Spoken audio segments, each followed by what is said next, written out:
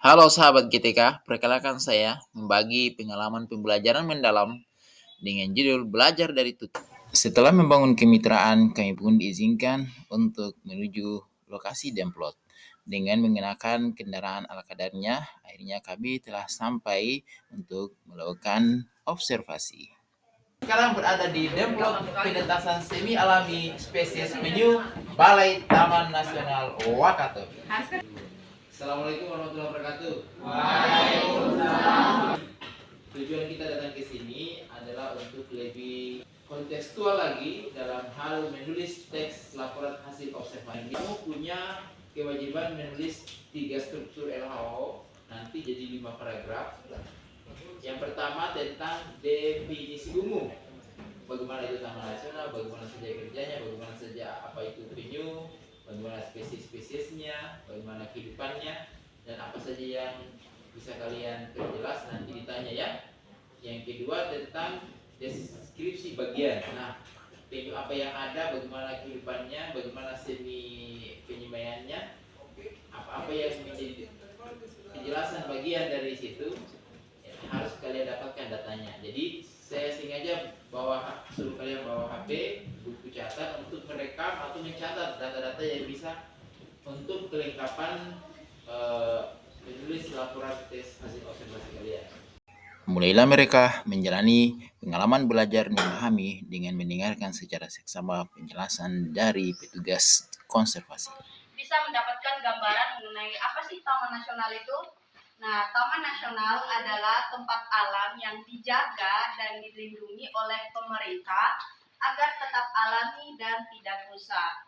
Slide tentang ini adalah materi yang paling ditunggu-tunggu karena mereka mulai mendapatkan penjelasan detail tentang penyu yang ada di Wakatobi yang pada dasarnya didominasi oleh penyu hijau. Kemudian bagaimana Demplot ini dibuat, kenapa telurnya harus diamankan. Selanjutnya mereka langsung menuju Demplot yang dimulai dengan mengunjungi pasir tempat telur-telur penyu yang siap menetas. Supaya kita itu bisa ingat kapan itu diambilnya, tanggal lokasi itu baru kemarin 14 September. Kemudian ada prediksi menetasnya nanti kemungkinan tanggal 12 November. Dan biasanya itu mereka menetasnya malam, tapi tengah malam. Terus kemudian jumlah telurnya itu di dalam sarang ada berapa. Terus ini asalnya dari pantai ya. Ketika mereka menetas, mereka kemudian kita ambil, kita pindahkan ke bak air. Karena kan mereka hidupnya itu di air, supaya mereka sesuai dengan cara hidupnya mereka. Alamnya.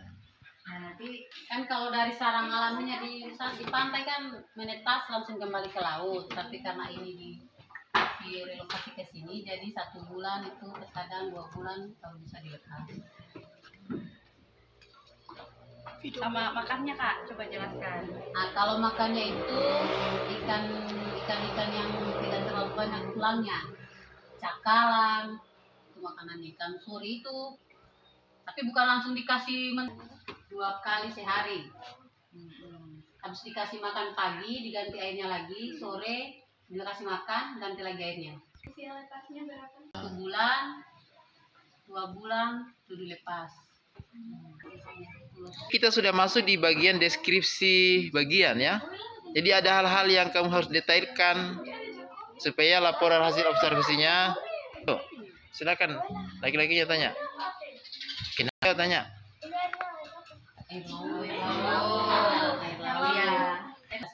Setiap hari ada pergantian air. Iya, 2 kali sehari, pagi dan sore. Makan juga pagi sore. Tuh catat tuh ya. Terus airnya, ini di baknya, jadi harus ada pergantian terus supaya dia bersih. Nanti kotorannya mengendap. Ada nanti pembusukan. Ini ukurannya berapa? Ukurannya bulan ini sudah 7 panjangnya. Tulis. Panjang karapas 7. Ini juga 7. Lebar ini. Ada yang kecil, ada yang besar, notice tidak? Ya kan, ada yang kecil, ada yang besar, tanya. Kenapa itu? karena kita cari rata-ratanya 7 sampai 6,5. Panjangnya 7, lebarnya 6,5. Karena ini sudah 1 bulan lebih. Ada yang ambilnya itu banyak, ada yang tidak. Jadi itu berpengaruh pada pertumbuhan dari tukiknya. Kalau waktu penangkapan ada juga mati. Penangkaran ini. Penangkaran ini. Maksudnya selama masih di sini. Pembesaran, iya. Oh, ada juga. Rata-rata bagaimana? 1, 2. Karena tidak mau bersaing dengan teman-temannya. Iya. Kadang temannya sudah 4 kali makan, dia baru 1 kali. Sebelum kami meninggalkan Demplot, kami menyempat untuk edukasi tentang konservasi. Teman-teman, jangan biarkan penyu punah ya. Ayo cintai penyu. Jangan biarkan penyu akatobeng hilang ya. Ayo selamatkan penyu-penyu kecil. Jangan makan telur penyu ya.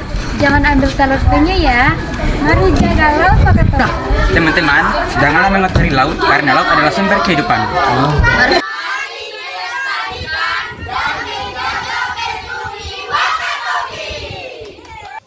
Dan tibalah kami berkesempatan untuk melepas tukik bersama-sama. 1, 2,